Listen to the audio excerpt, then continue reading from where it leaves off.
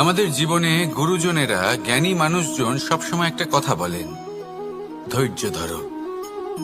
শুধুমাত্র দুটো শব্দ, কিন্তু কতটা বিশাল সেটা বোঝার চেষ্টা করুন।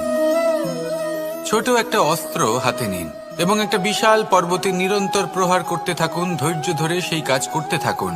এমন একদিন আসবে এই বিশাল পর্বতে আপনি একটা পথ তৈরি করবেন। কোনো ধনুর্ধর যখন নিজের বিদ্যা অর্জন করেন তখন তাকেও ধৈর্য ধরতে হয়, তার নিজেকে সময় দিতে হয়, তবেই সে ধনুর্বিদ্যা শিখতে পারে। সেইভাবে আমাদের জীবনেও ধৈর্য ধরার খুব প্রয়োজন। পরিবারে ধৈর্য রাখতে পারলে তাহলে আস্তে আস্তে দেখবেন প্রেম বৃদ্ধি পাচ্ছে। সমাজে যদি ধৈর্য রাখতে পারেন তাহলে আস্তে আস্তে এই সমাজ আপনাকে সম্মান করবে। যদি নিজের জীবনে ধৈর্য রাখতে পারেন তাহলে নিজে থেকেই আত্মবিশ্বাস বাড়বে, নিজের বিকাশ হবে। জীবনে সবই সম্ভব যদি ধৈর্য রাখতে পারেন। হয়তো আস্তে আস্তে হবে, কিন্তু হবে অবশ্যই। শুধু ধৈর্য রাখুন, কারণ ধৈর্যই সবথেকে বড় পুঁজি। আসুন আর আমার সাথে ভালোবেসে বলুন, রাধা রাধা। আমাদের জীবনে যখনই আমরা কোনো বড় দায়িত্বের সম্মুখীন হই তখন আমরা তার থেকে দূরে পালাই, আর এই অজুহাত দিই যে না না, এত বেশি ভার বহন করার যোগ্যতা আমার নেই, আমি করতেই পারবো না। দেখুন, এই সংসারে ভিন্ন ভিন্ন ধরনের গাছ আছে, ছোট গাছ, বড় গাছ, কিন্তু বটগাছের মতো বড় এবং নিবিড় গাছ আর একটাও নেই। সে নিঃস্বার্থভাবে এই সংসারকে সেবা করে যায়, ছায়া প্রদান করে, শীতলতা প্রদান করে। আর যখন এমন সময় আসে যখন তার ওপর বোঝা অত্যন্ত বেড়ে যায়, সে কিন্তু কোনোভাবেই ভেঙে পড়ে না। তখন সে নিজের নিঃস্বার্থ কর্মের ফল লাভ করে, সেই নিঃস্বার্থ কর্ম যা সে করেছে। তার দেহ থেকে ছোট ছোট ঝুড়ি বার হয় এবং তা কাণ্ডের আকার ধারণ করে। সেই কাণ্ড মাটির কাছে পৌঁছয় এবং তারপর তা বটগাছের সহায়ক হয়ে ওঠে। সে ভেঙে পড়ে যায় না। এইভাবে আপনিও জীবনে নিঃস্বার্থভাবে সবার সেবা করুন, ভালোবাসুন, সবাইকে সাহায্য করুন। যেদিন আপনার ওপর বোঝা অত্যন্ত বেড়ে যাবে সেদিন এই সব মানুষ আপনাকে সাহায্য করার জন্য আসবেন, আপনার শক্তি হয়ে উঠবেন, আর আপনি বটগাছের মতোই মহান এবং বিশাল হয়ে উঠবেন। আসুন আর আমার সাথে ভালোবেসে বলুন, রাধা রাধা। একটা শব্দ আছে, পরিস্থিতি। অনেক মানুষের মুখে আমরা এই শব্দ শুনি। জীবনে যখন অসফল হই, দুঃখ আসে, সংকট আসে, কোনো বিপদ ঘনিয়ে আসে, তখন সমস্ত দোষ আমরা পরিস্থিতির ওপর চাপিয়ে দিই। আর দেখতে গেলে কোথাও না কোথাও ঠিকই করি। এই পরিস্থিতি প্রত্যেক দিনের মতো পাল্টাতে থাকে, কিন্তু এই দিন, এই রাত, এমন কেউ আছেন যিনি এর ওপরেও নিয়ন্ত্রণ সাধন করেন, আর তিনি হলেন সূর্য। ঠিক সেই রকমই আমাদের জীবনেও সূর্য হলো এই মন। যদি এই মনের ওপর আমরা নিয়ন্ত্রণ করতে পারি তাহলে আমরা জীবনকেও নিয়ন্ত্রণ করতে পারবো। প্রথমে এই মনের রাজা হয়ে উঠতে হবে। তাই মনে রাখবেন, যদি মন দুর্বল হয় তাহলে পরিস্থিতি আমাদের সমস্যা বলে মনে হবে। এই মন যদি স্থির হয়, পরিস্থিতি প্রতিস্পর্ধা বলে মনে হবে। আর এই মন যদি শক্তিশালী হয়ে ওঠে তাহলে যে কোনো পরিস্থিতি আপনার কাছে একটা সুযোগ মাত্র, এমন এক সুযোগ যাতে অগ্রসর হয়ে আপনি মহান হয়ে উঠতে পারেন। এই মনের শক্তির বৃদ্ধি ঘটান, মহান হয়ে উঠুন, আর আমার সাথে ভালোবেসে বলুন, রাধা রাধা। খুব সুন্দর একটা কাহিনী আছে। একবার এক ব্যক্তি নিজের অসফলতার জন্য ত্রস্ত হয়ে সময় দেবতার তপস্যা করতে বসলেন। উনি তপস্যা করলেন এবং সময় দেবতা প্রসন্ন হলেন, মানুষের রূপ ধারণ করে ওনার সামনে প্রকট হলেন। এবার সেই ব্যক্তি ওনাকে জিজ্ঞেস করলেন যে কি এমন আছে যার জন্য আপনি বারবার জয়ী হন আর আমি চিরকাল পরাজিত হয়ে থাকি? কেন এত পরিশ্রম করা সত্ত্বেও আমি সাফল্য লাভ করতে পারি না? তখন সময় দেবতা উত্তর দিলেন যে দিন হোক বা রাত, ঝড় হোক বা ভূমিকম্প, রোদ হোক বা বৃষ্টি হোক, সময়ের সূত্রপাত হোক বা প্রলয়, আমি থামি না, আমি চলতেই থাকি। আর সেই জন্য যিনি থেমে যান তিনি পরাজিত হন, আর আমি জয়ী হই। এটাই আমাদের শিখতে হবে। জীবনে সবসময় চলতে থাকুন, কখনো থামবেন না। হ্যাঁ, কিছুক্ষণের জন্য বিরতি নিতে পারেন, বিশ্রাম করার জন্য, নিজেকে আরো সশক্ত করে তোলার জন্য, কিন্তু থেমে যাবেন না। নিরন্তর কর্ম করতে থাকুন, পরিশ্রম করতে থাকুন, তবেই এই সংসার আপনাকে মনে রাখবে। আসুন আমার সাথে ভালোবেসে বলুন, রাধা রাধা। মানুষ তার জীবনে দুই ধরনের পরিস্থিতিকে খুব ভয় পায়। এক, কোনো কারণবশত কারোর সামনে নত হওয়া। দুই, কোনো কারণে নিজের চরিত্র থেকে, নিজের মূল্যবোধ থেকে বিচ্যুত হওয়া। এবার কেন হয় এরকম যে কথায় কথায় কারোর সামনে নত হতে হয়? কেন বারংবার নিজের চরিত্র থেকে চ্যুত হতে হয়? এরকম কেন হয়? এটা তখনই হয় যখন আমাদের শিক্ষা এবং মূল্যবোধের অভাব থাকে। যদি মানুষের মধ্যে প্রকৃত শিক্ষা থাকে, তাহলে এই সংসারে কোনো সময় এবং কারোর সামনেই নত হওয়ার কোনো প্রয়োজন নেই। যদি মানুষের মধ্যে মূল্যবোধ থাকে, তাহলে তাকে নিজের মূল্যবোধ বা চরিত্র থেকে বিচ্যুত হতে হয় না, তা সে যাই হয়ে যাক না কেন। কোনো বালককে যদি জন্ম থেকেই সুশিক্ষার অধিকারী করা হয়, শিক্ষিত করা হয়, মূল্যবোধের অধিকারী করা হয়, তবে সে এই সংসারে এমন কর্ম করবে যাতে সে নিজেকে, নিজের পরিবারকে, সমগ্র সমাজকে গর্বিত করতে পারে। শিক্ষা লাভ করুন, মূল্যবোধ লাভ করুন, এবং আমার সাথে ভালোবেসে বলুন, রাধা রাধা। আমাদের সকলের জীবনে একটা লক্ষ্য থাকে যেটা আমরা লাভ করতে চাই। ঠিক যেন একটা প্রতিস্পর্ধা বিদ্যমান যে কে সব থেকে আগে নিজের লক্ষ্যে পৌঁছতে পারবে। আর সেই জন্য আমরা সকলেই খুব তাড়াতাড়ি এগোতে চেষ্টা করি, বড় এবং দীর্ঘ পদক্ষেপ ফেলি, যাতে তাড়াতাড়ি নিজের লক্ষ্যে পৌঁছতে পারি। কিন্তু এক অত্যন্ত গুরুত্বপূর্ণ বিষয় আছে, সবসময় লক্ষ্য সামনে থাকবে না, কখনো কখনো তা খুঁজতে হয়। এই যাত্রা খুব কঠিন হতে পারে, আর ঠিক এই কারণেই সবসময় দ্রুত গতিতে চলা বা তাড়াতাড়ি পথে চলা সেটা আবশ্যক নয়। তার থেকেও বেশি গুরুত্বপূর্ণ হলো ভেবেচিন্তে তারপর পথ চলা। যদি ভেবেচিন্তে পদক্ষেপ ফেলেন, চলতে পারেন, তাহলে সেটাই সর্বশ্রেষ্ঠ পদক্ষেপ। কখন কোন দিকে যেতে হবে, কখন কোথায় দিক পাল্টানো যাবে না, কখন গতি বেশি রাখতে হবে, কখন কম, কখন থামবো, কখন চলবো, এই সব কিছুর বিষয়ে জ্ঞান অত্যন্ত গুরুত্বপূর্ণ, এবং ভেবে চিন্তে চলতেই হবে। সেই জন্য শুধু তীব্র গতিতে সামনে এগোলে চলবে না, ভাবনা চিন্তা করে এগোতে হবে। আসুন আমার সাথে ভালোবেসে বলুন, রাধা রাধা। পায়েস হলো আমার বিশেষ প্রিয়। এর মধুর স্বাদ মনকে প্রফুল্ল করে তোলে। ছোটবেলায় মা আমার জন্য পায়েস বানাতেন এবং আমাকে বলতেন যে গরম থাকতে থাকতে খেয়ে নে কানাই, ঠান্ডা হয়ে গেলে ভালো লাগবে না। কিন্তু আমিও দুষ্টু ছিলাম, ঠান্ডা হওয়া পর্যন্ত অপেক্ষা করতাম, আর ঠান্ডা হয়ে যাওয়ার পরে মার কাছে যেতাম আর ওনাকে বলতাম যে মা, পায়েস তো ঠান্ডা হয়ে গেছে, এটা গরম করে দিন। তখন মা হাসতেন আর বলতেন যে পায়েস না হয় আমি আবার গরম করে দেব কানাই, কিন্তু এর মধুর স্বাদ, সেই মিষ্টত্ব, সেই সুবাস, সেটা আবার ফিরে আসবে না। কথাটা সত্যি, আর এই সত্যটাই আমাদেরও জীবনের সত্য। আমাদের জীবনের মধুর সম্পর্কগুলি, এতে যখন কটুভাব প্রবেশ করে তখন সেই মিষ্টত্ব ফিরিয়ে আনা প্রায় অসম্ভব ব্যাপার হয়ে যায়। আপনি চেষ্টা করে সেই সম্পর্ক ঠিক করতেই পারবেন, তার জন্য অগাধ পরিশ্রম করতে হবে, কিন্তু আবার সেই মিষ্টত্ব কখনো ফিরে আসবে না। সেই জন্য আপনার জীবনের যে মধুর সম্পর্ক আছে, যতটা সম্ভব চেষ্টা করুন তাতে মিষ্টত্ব বজায় রাখতে।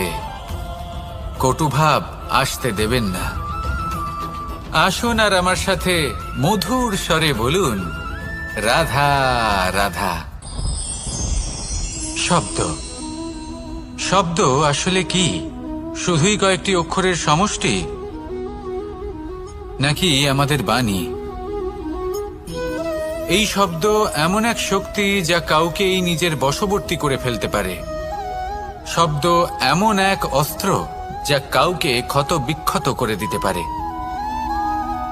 এই শব্দ হলো একটি নাদ স্বরূপ যা কোনো ঘুমন্ত ব্যক্তিকেও জাগিয়ে তুলতে পারে এবং নিজের লক্ষ্যের দিকে অগ্রসর করতে পারে।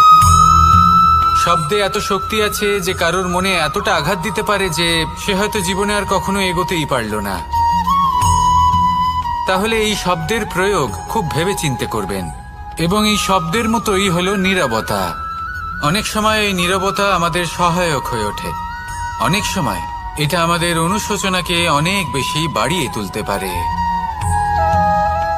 ভীষ্ম পিতামহ, অঙ্গরাজ কর্ণ যখন দ্রৌপদীর বস্ত্রহরণ হচ্ছিল তখন এনারা নীরব ছিলেন।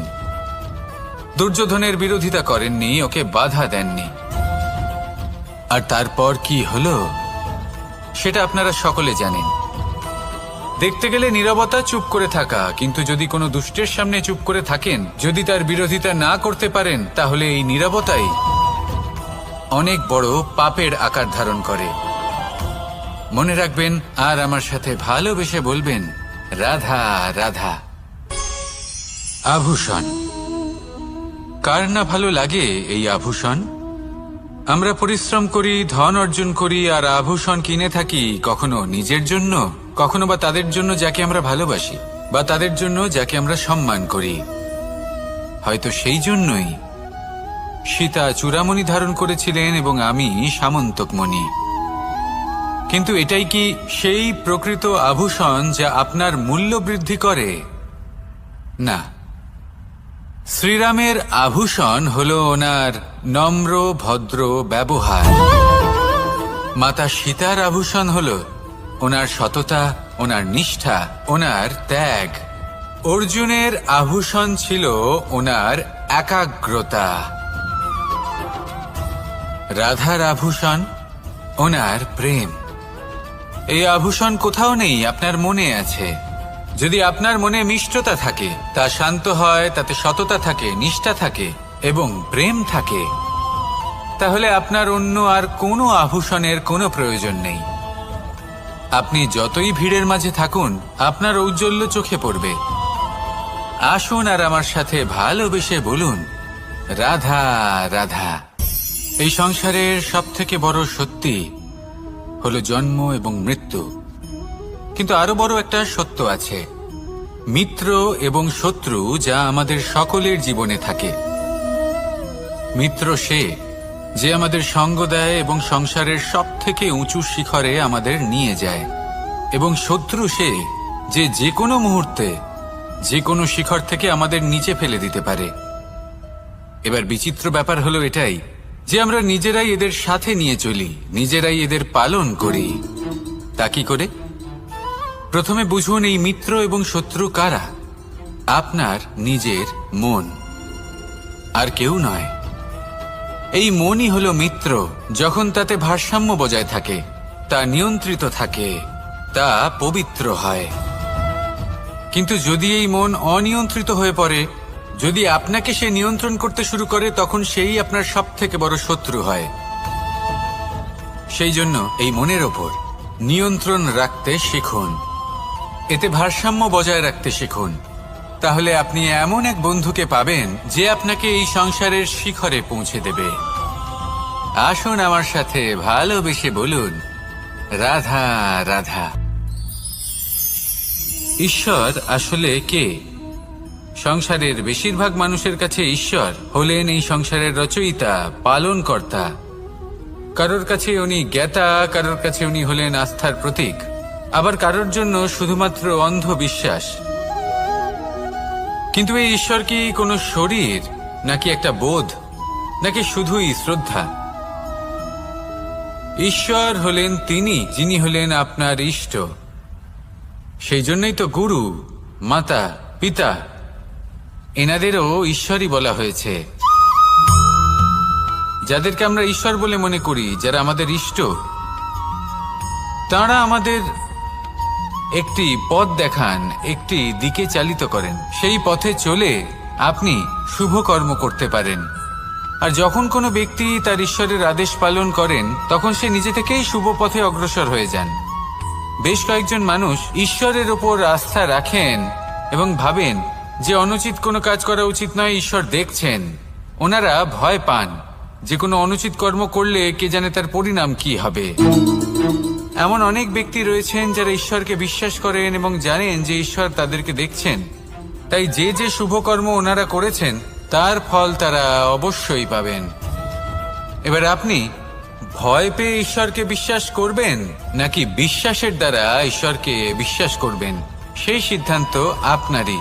কিন্তু হ্যাঁ, যদি আপনার মনে ঈশ্বরের জন্য কোনো স্থান থাকে, যদি আপনার কোনো ইষ্ট থাকেন, যদি আপনি কাউকে ঈশ্বর মনে করেন যার প্রত্যেক আদেশ আপনি পালন করে থাকেন, তাহলে বলি ঈশ্বর কখনো আপনাকে অনুচিত পথে চালিত করবেন না।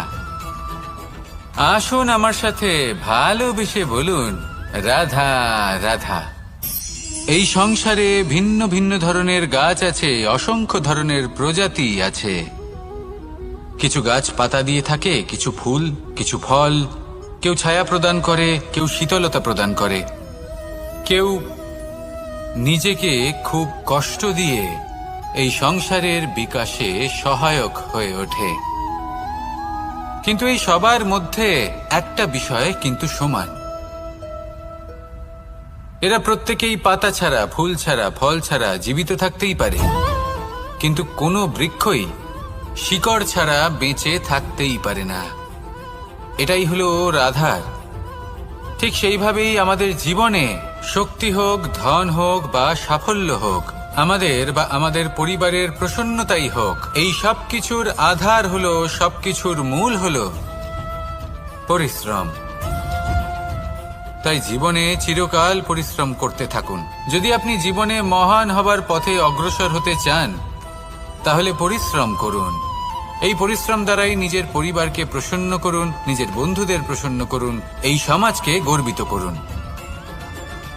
আসুন আমার সাথে ভালোবেসে বলুন, রাধা রাধা। কখনো কোনো বাগানের কোনো বৃক্ষকে দেখেছেন যেখানে সুগন্ধি ফুল থাকে, রসালো ফল থাকে? তখন মন প্রফুল্ল হয়ে ওঠে, মন থেকে সেই বৃক্ষের প্রতি ভালোবাসা জন্মায়। কিন্তু যিনি বাগানের মালিক, শুধুমাত্র তিনিই জানেন যে কিভাবে এই বৃক্ষকে আগলে রাখতে হয়, কিভাবে তার পরিচর্যা করলে এতে সুন্দর সুগন্ধি ফুল হবে, রসালো ফল হবে। কখনো কখনো প্রয়োজনের থেকে বেশি রোদ পেলে এই বৃক্ষগুলি শুকিয়ে যায়, প্রয়োজনের থেকে কম রোদ পেলেও এই বৃক্ষ কিন্তু শুকিয়ে যায়। প্রয়োজনের থেকে কম জল যদি পায়, এই বৃক্ষ শুকিয়ে যেতে পারে। প্রয়োজনের থেকে অতিরিক্ত জল যদি পায়, তখনও এই বৃক্ষের শিকড়গুলি নষ্ট হয়ে যেতে পারে। এবার এটাই কিন্তু আমাদের সংসারের সাথেও হয়। আমাদের সংসারের সকল প্রতিভাশালী ব্যক্তি, যেমন লেখক, বিচারক, প্রবক্তা, যোদ্ধা, এদের সবার ক্ষেত্রে এই কথাটাই প্রযোজ্য। যদি বেশি প্রশংসা করা হয়, তাহলেও এরা হারিয়ে যাবেন। প্রয়োজনের থেকে বেশি যদি নিন্দা করা হয়, তখনও তারা নত হয়ে পড়বেন। তাহলে আপনি এদের রক্ষা করুন এবং নিজেদেরও। মনে রাখবেন একটা কথা, জেনে রাখুন কখন কোন নিন্দায় আপনি লজ্জিত হবেন না, আর কখন কোন প্রশংসার দ্বারা নিজের মধ্যে অহংবোধ জাগ্রত করবেন না।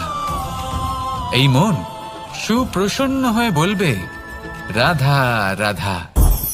যদি আমি কোনো বনে যাই, কোনো নির্জন বনে, সেই বনের বিষয়ে, সেই পথের বিষয়ে, গাছপালার বিষয়ে, পশুপক্ষীর বিষয়ে আমার যদি কোনো জ্ঞান না থাকে, সেই বনের ক্ষুদ্র থেকে ক্ষুদ্রতর অংশের বিষয়ে যদি আমার কোনো জ্ঞান না থাকে, তাহলে হতেই পারে সেই বনে কোথাও আমি হারিয়ে যাব। হয়তো এমনভাবে হারিয়ে যাব, কোনোদিনও বাইরেই বেরোতে পারবো না। তাই সেই বনের বিষয়ে জ্ঞান লাভ করা আবশ্যক। এটাই হলো শিক্ষা। জীবনে বেশিরভাগ মানুষই কেন অসফল হন? ওনারা একটা লক্ষ্য স্থির করেন, কিন্তু সেই পথের বিষয়ে তারা পর্যাপ্ত জ্ঞান অর্জন করেন না। সেই পথে কি বিপদ আসতে পারে প্রত্যেকটা পৃষ্ঠার জ্ঞান তাদের নেই, আর সেই জন্যই তারা অসফল হন। আপনি জীবনে যখনই কোনো লক্ষ্য স্থির করবেন, কোনো লক্ষ্য সাধন করবেন, পরিকল্পনার সাথে সেই পথে অগ্রসর হন। সেই পথকে বোঝার চেষ্টা করুন, সেই পথের বিপদ সম্পর্কে জ্ঞান লাভ করুন, সব কিছু জানার চেষ্টা করুন, অজানা তথ্য আহরণ করুন, আর তারপর সেই লক্ষ্যের প্রতি নিজেকে সমর্পিত করুন। তবেই আপনি সাফল্য লাভ করবেন। আর এই মন প্রসন্ন হয়ে বলবে, রাধা রাধা। আপনি নিশ্চয়ই কখনো অনুভব করেছেন, যদি কোনো নির্মল ব্যক্তির কাছে গিয়ে বসেন তাহলে মনে নির্মল অনুভূতি হয়, এই মন শান্ত হয়ে যায়। সেইখানেই কোনো দুশ্চরিত্র মানুষের কাছে গিয়ে বসলে এই মন বিচলিত হয়ে যায়। কারণটা কি? কারণ যে ব্যক্তি নির্মল মনের, তিনি সবার মধ্যে নির্মলতা ছড়িয়ে দেন। আমাদের অন্তরে যা থাকে আমরা সেটাই সবার মধ্যে বিতরণ করি। যদি আপনি এই সংসারে শুভ বোধ ছড়িয়ে দিতে চান, তাহলে প্রথমে শুভ গ্রহণ করুন, তা অর্জন করুন।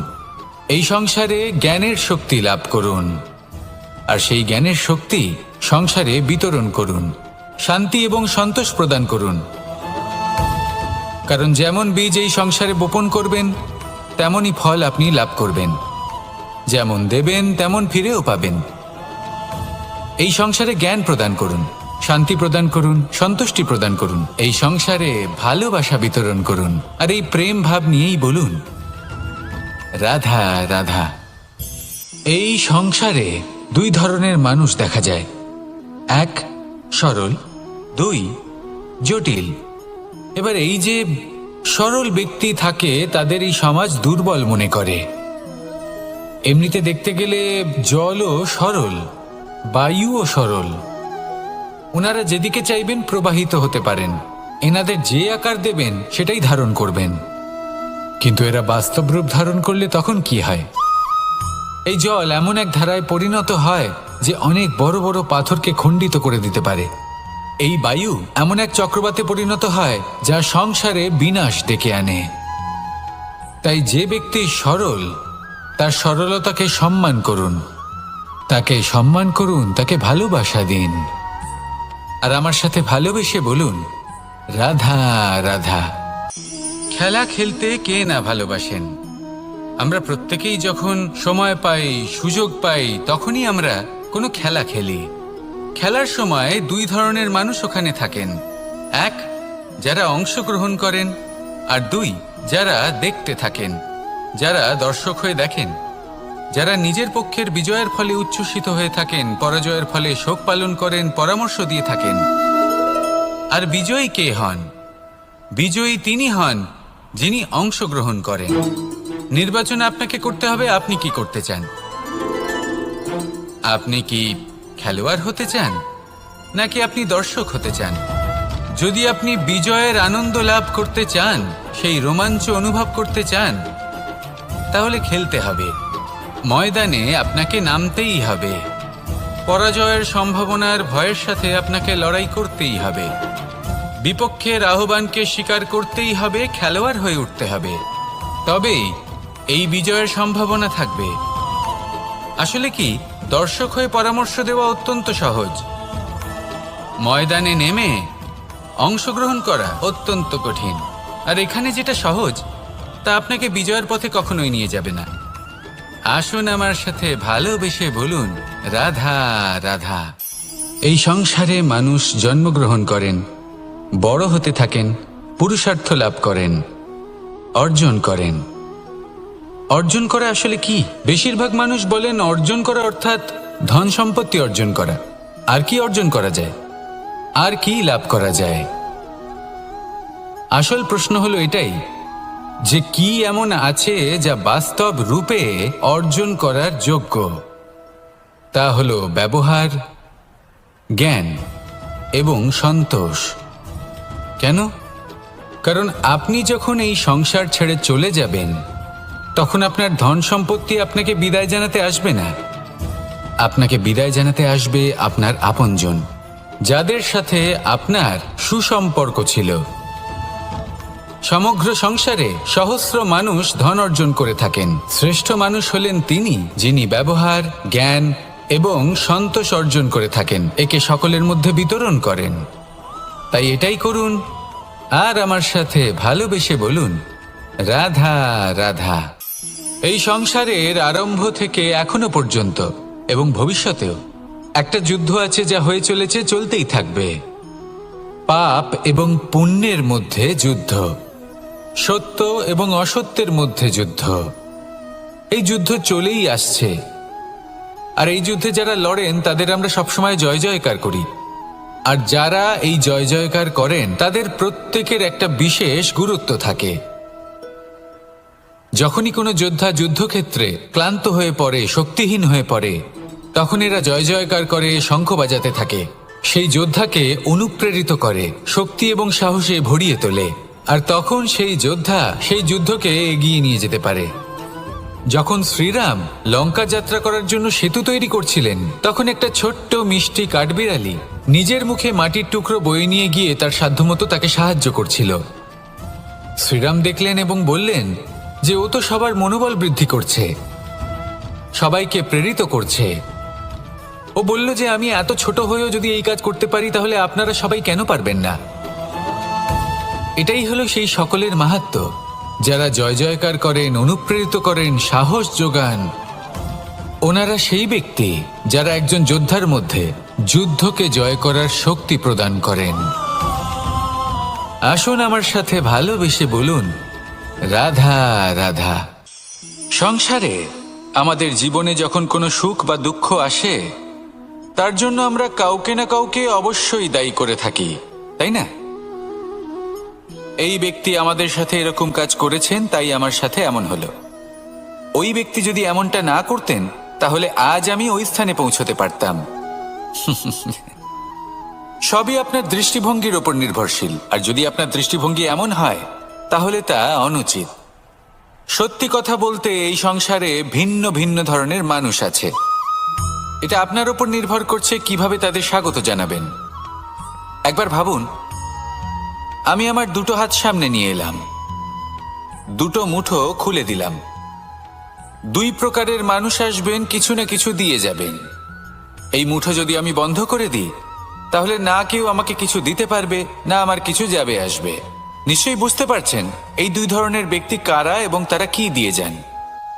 আমি যদি নিজের মুঠো খুলে দিই, তাহলে কিছু ভালো মানুষ আসবেন, আমাকে আনন্দ, সন্তুষ্টি, জ্ঞান প্রদান করে যাবেন, ভালো অভিজ্ঞতা দিয়ে যাবেন। কোনো খারাপ ব্যক্তি যদি আসেন, তাহলে তিনিও খারাপ অভিজ্ঞতা দেবেন, যার থেকে আমি শিক্ষা লাভ করব। এই সব কিছু আমি লাভ করতে পারি। মুঠো যদি বন্ধ করে রাখি, তাহলে আমি কিছুই পাবো না। দেখুন, এই সংসারে প্রত্যেকের জীবনে এইরকম। প্রত্যেকের জীবনে সবকিছুই আছে, ভালো খারাপ দুই মানুষই আছে। ভালো অভিজ্ঞতা আছে, খারাপ অভিজ্ঞতা আছে। নির্ভর করছে আপনার উপর যে আপনি কি করবেন, এনাদের স্বাগত কিভাবে জানাবেন, কার থেকে কি বুঝবেন, কি শিখতে পারবেন, আর কোন দৃষ্টিভঙ্গি নিয়ে অগ্রসর হবেন। এটাই নির্ধারণ করবে যে আপনার জীবন কেমন হবে। আসুন আমার সাথে ভালোবেসে বলুন, রাধা রাধা। এটা হলো একটা সাদা পাতা। এবার এতে আমি যাই লিখব, সেটাই এর অস্তিত্ব হবে। এতে আমি প্রেমের কিছু কথা লিখে একে প্রেমপত্র বানিয়ে তুলতে পারি। মাতা পিতার জন্য একটা শুভ সংবাদ লিখতে পারি। শত্রুর বিষয়ে সতর্ক করব বলে সেনাকে একটা সংবাদ লিখতে পারি। দ্বারকাবাসীর জন্য কোনো সংবাদ পাঠাতে পারি। যাই লিখব, এই পত্র সেটাই হয়ে উঠবে। সেই রকমই হলো আমাদের জীবন। আমরা যেমন কর্ম আমরা করব, আমাদের অস্তিত্ব এবং ব্যক্তিত্ব ঠিক তেমনই হয়ে উঠবে। যদি আপনি একটা অসাধারণ, উজ্জ্বল এবং সম্মানজনক জীবনযাপন করতে চান, তাহলে তার একটা রহস্য আপনাকে বলি। যেমন কথন হবে, কর্ম তেমন হবে। অর্থাৎ যতটুকু বলেছেন ততটুকুই করুন, আর যতটুকু করেছেন ততটুকুই বলুন।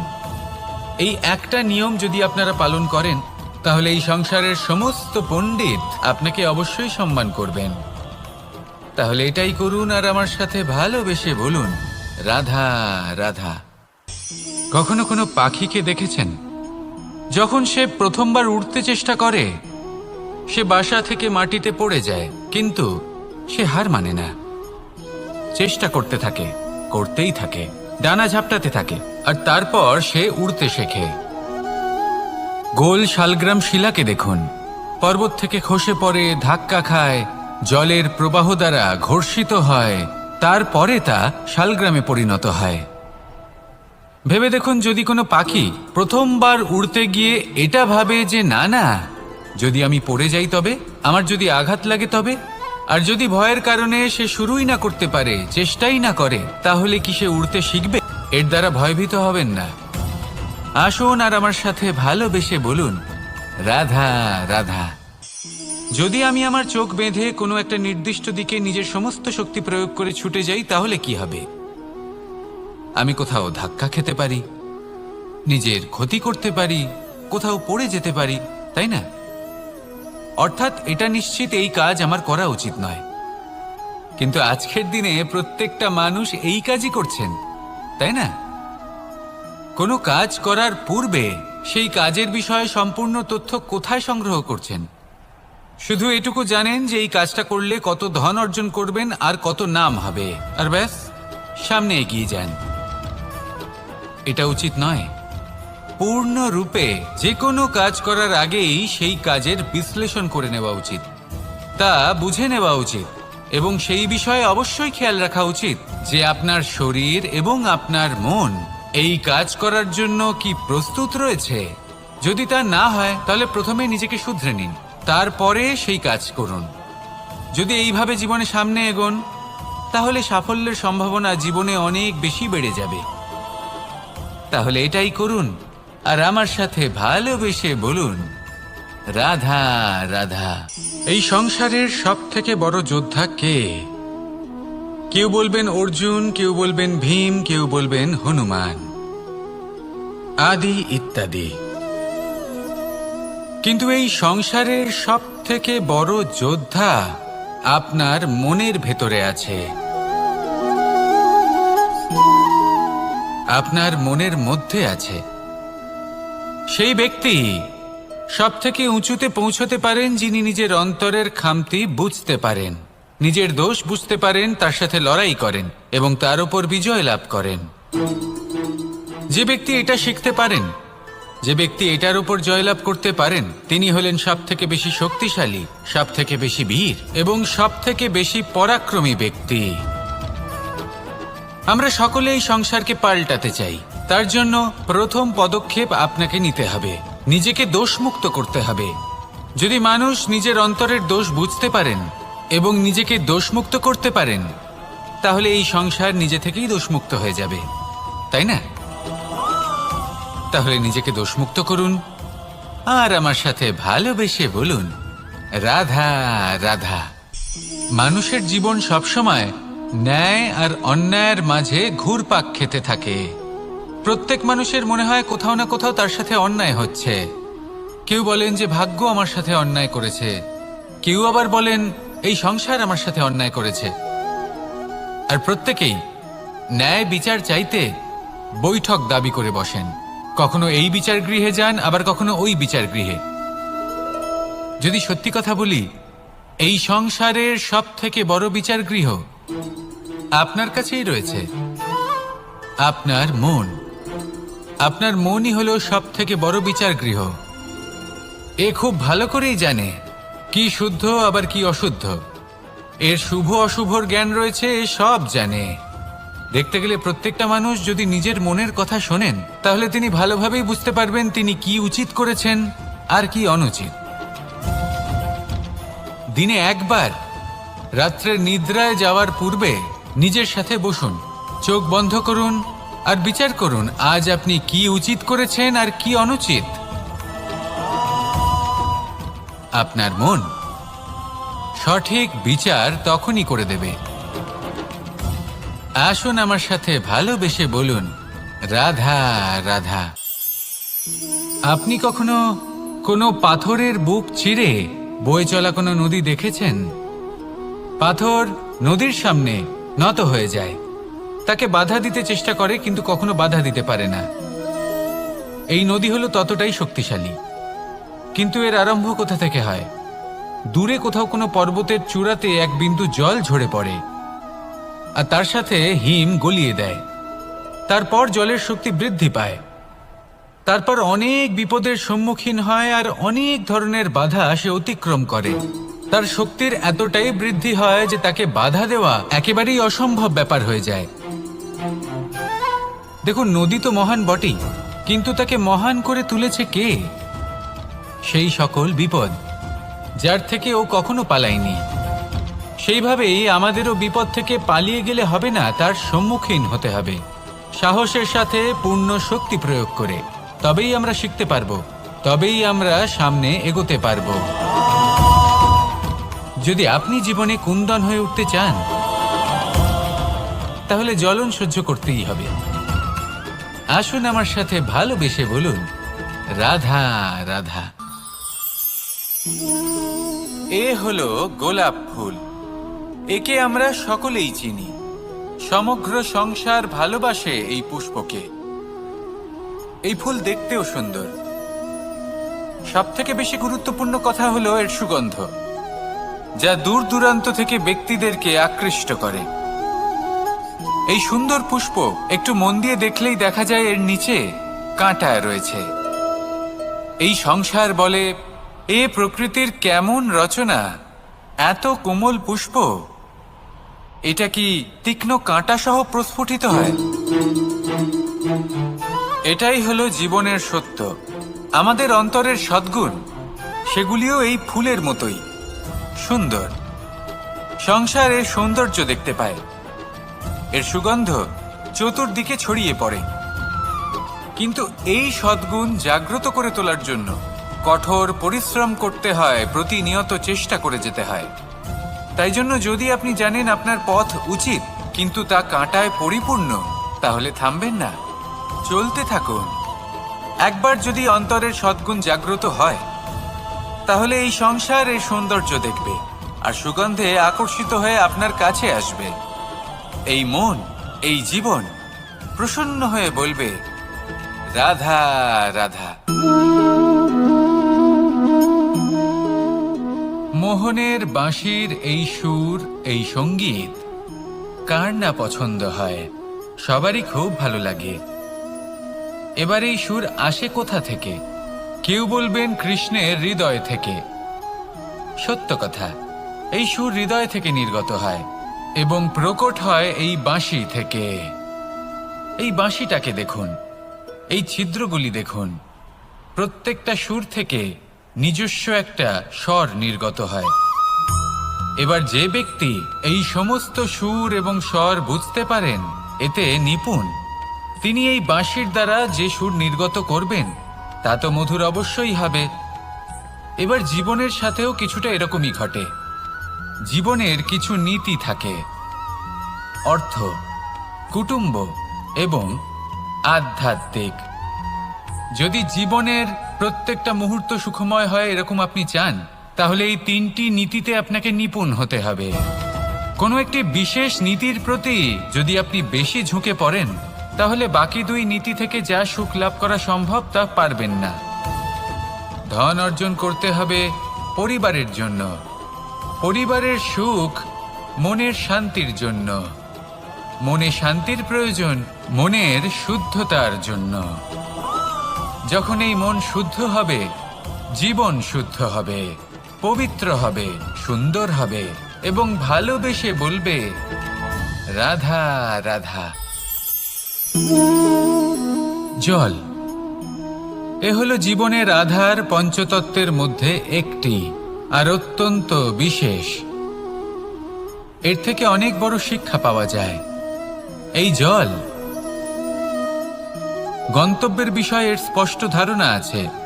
ও জানে ওর লক্ষ্য কি, আর প্রয়াস করে ততদূর সে পৌঁছেও যায়। এটি পর্বত থেকে বয়ে নিচে নেমে আসে, নদীর সাথে সমাহিত হয়ে তার সাথে বয়ে চলে, চিরসবুজ বনানী গড়ে তোলে, প্রাণীদের তৃষ্ণা নিবারণ করে, সামনে এগিয়ে চলে, মানুষের সাথে মিলিত হয়। যারা একে বাঁধের মধ্যে বেঁধে রাখতে চেষ্টা করে, সে বন্দি দশাতেও থেকে যায়, মানুষের কল্যাণ করে।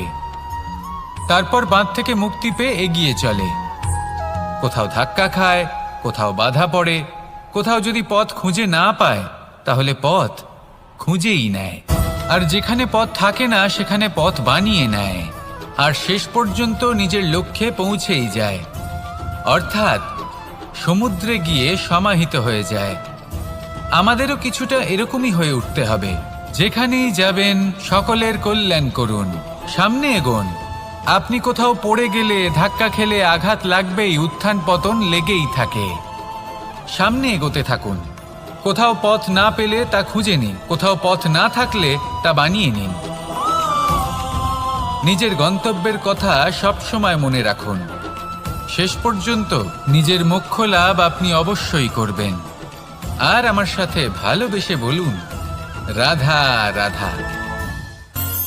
জীবনের প্রত্যেক মুহূর্ত আমাদের কিছু না কিছু শিক্ষা দেয়, নির্ভর করছে আমাদের দৃষ্টিভঙ্গির উপর।